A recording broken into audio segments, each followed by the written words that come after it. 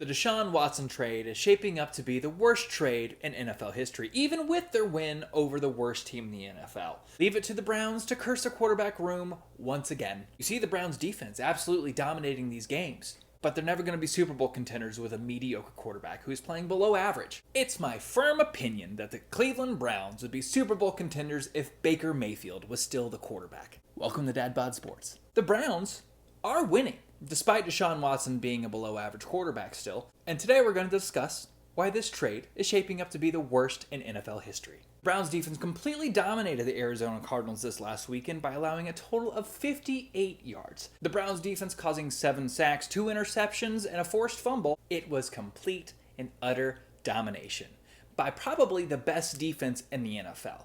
And it's too bad that they are hindered by Deshaun Watson. He had a few good throws to Amari Cooper, but ultimately wasn't able to capitalize on the situation. With this dominant of a defense, you cannot be satisfied with subpar quarterback play from a subpar person.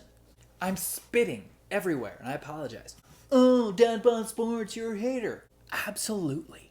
I think we have carte blanche on this situation, and this trade deserves the largest magnifying glass on it for the rest of Deshaun Watson's career. We're a little over a year and a half into the largest guaranteed contract in NFL history, 5 years, $230 million, and here's what Deshaun Watson has done so far for the Cleveland Browns. Shout out to JP Analysts on Reddit for this post. As of week 7, the Browns were 28% of the way through Deshaun Watson's record-breaking contract, and through his first 24 games as a Brown, he has played a total of 9 games up to week 7, so now 10 after the Cardinals win. One of those games, against the Colts, he quit halfway through the first quarter. I still don't believe he was injured, and he refused to go back in, even though Kevin Stefanski said it was his decision. I don't believe that at all. So as an organization, the Browns have now wasted a year, possibly 2 years, if things keep on going the way they are, because the Browns' offense is not going to be able to beat a good defense. The pieces are there for the offense. The quarterback just isn't. Out of these 10 games, Deshaun Watson has delivered an NFL above average stat line twice. You are looking at Deshaun Watson being below average 80% of the time since he's gotten to the Browns. Well, the NFL better be on notice. We just won this game. No, the Cardinals just traded away their only quarterback that could score. Look what Josh Dobbs just did up in Minnesota. Shout out Dobbs, absolute dog. We all know the story, so we won't get that deep into it. But you have to wonder, what the hell was Jimmy Haslam thinking? This just goes to show that rich people typically aren't the smartest people in the room. And we need to look at this entire situation from a macro perspective. Trading for Deshaun Watson made 0 sense to begin with. Allegations aside, the Browns gave up 3 first-round picks, a third-round pick, and 2 fourth-round picks over the next 3 years, which for any player is way too much commit. And I'm pretty sure we call that blowing your load too early. When we look at the Browns as a whole right now, they're a playoff caliber team because of their defense, despite having a mediocre quarterback who may not even like playing football anymore. He's not the same player that he was in Houston, and it's all shaping up to be subpar.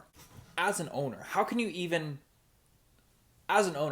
not take this type of stuff into consideration? I get you're trying to get a star, but there's no way in hell the Browns organization didn't know what was going on before they started to get the trade going. I will say though, Deshaun Watson and his agent, master negotiators, and probably both serial masturbators. For the team as a whole, especially last year, they've probably gotten used to it. How much of a distraction has this been for the organization? And how much has this kept the team from fully meshing with Deshaun? Immediately you have every player and coach under scrutiny and questioning from the media. Nobody wants to get grilled about this situation, especially when they don't have shit to do with it. Thankfully, we know the team is mentally and physically tough because look what they're doing out there, despite Deshaun. But how does everybody feel about him in the building?